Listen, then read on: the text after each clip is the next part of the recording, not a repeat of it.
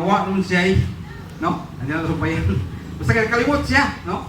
Mga doon tayo angay para itong unahon-naon pa sa itong kinabuhi, no? Kaningon nga a life of nakita mga pag-antos good ni kalibutan na kay mga plano niya kung imo na siyang buhaton.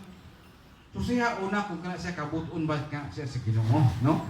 Aron nga pagtanaw nimo, di man ni kabuton. Ayaw din na siya buhatan kung kay kabahin nga sa itong kinabuhi nga mag-antos kita nga dili ta maka sala tubangan sa Ginoo. Wala kay gusto, kusiya kana siya kung kana siya kabuton mas sa Ginoo. Kung dili na siya kabuton sa Ginoo, anto sila nga nakay kagusto niya dili buhaton, anto sila gid agunta halang tungod kay para alang sa kamayaan sa Ginoo. Kapusan, no? Hindi na taptan ni Class 12. Ako ginaw ni parang nga dili na ako ingon nga palaw mo sa pag-ayo tungod kay taptan kita Class 12 niya, taptan kita kagutom nini, no? Na gusto na ko nga di pa nagutman kini ingon ba nga a life of victory, no? Ang kinabuhi nga madaugon, no? Ingon ba sa Philippians 1:21 for to me is Christ. Nya and to die is gain, no? Ang kamatayon mo ay kadaugan nimo. Usaw na to makaigsunan. Okay ra ba na si mo, ha? Mabot nimo ang kamatayon. Nya pagabot is napusan is pilihan man di ay, no? Kayon kasi mo ginuusa man to isulti ni mo sino sa Philippians 1:21. Sige lang ito kapasa to sa nag-add na ko dito sa naghanya.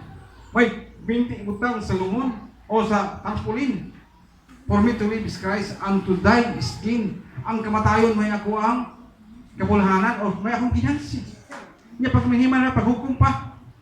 Anong dili mo kalapita sa kalaglagan na punta, no? Nay mapuntong wa pag ginato di masabti, no? Muna nga, isa sa mga gipasabot kay diyan na makaigsunan, bantayra to kung sa isulti diya sa Philippians chapter 2 verse 9. Doon ay makuha tungod ini gituboy siya sa Dios. Kinsa man kini gituboy sa Dios? Ngadto sa kinas ang dapit sa kalangitan o gihatagan siya ngalang nga labaw sa tanang ngaran. Si Ginoong Hesus kini, no? Gituboy siya sa Dios sa kinasaan. Kini si Ginoong Hesus samtang dili pa sa kalibutan ato makuha hulagway iyang pagkinabuhi, no? Nagabantay ka ba sa gisulat sa parang kasulatan o nakwati sa mga samida? Ana gihimo man ang movie nya. Gibibiyay sa mga tao. Gihatagan sa mga pulong nga makapasakit kaniya ang siya pagbati kay tawhanon siya itong panahon na. Pero nag-antos siya, no? Iyang gipalabay katong mga hinatot, iyang gipakita sa mga tao. Iyang ato sa buhaton karon nga mag-antos kita, no? Ato kini buhaton kung may gusto sa Dios nga sama kang Jesus Christ, no? Nga mapanunod na to ang gibuhat ni Jesus Christ nga mga alang sa ato ang kadaugan sa atong kinabuhi. O ita may kaingon taw sahay nga tao pa man gid ko, no? Dili gid kalikayan nga masuko gid ko, no? Na ginasa po ato pagkatawhanon lagi na to mang pagkamasok ano.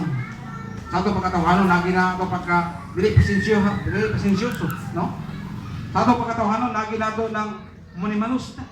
Kaya naman gina sa ato ang kinabuhi ingon nga tao. Pero gitudloan ta sa pulong sa Ginoo. Sama kang Jesus Christ kay nitong panahon na kinabuhi isang tao nitong panahon na. Pero lagi kaniya makuha sa panaminan sa atong kinabuhi. Nga may sundon o may ito hataga na ito o bang kapanaminan nato nga aron nga maangkon gayud nato ang kasiguruhan sa atong kinabuhi kanang giingon niya a wonderful life, no? Mabila na sa atong pagpadayon sa pagpangalagad sa Ginoo.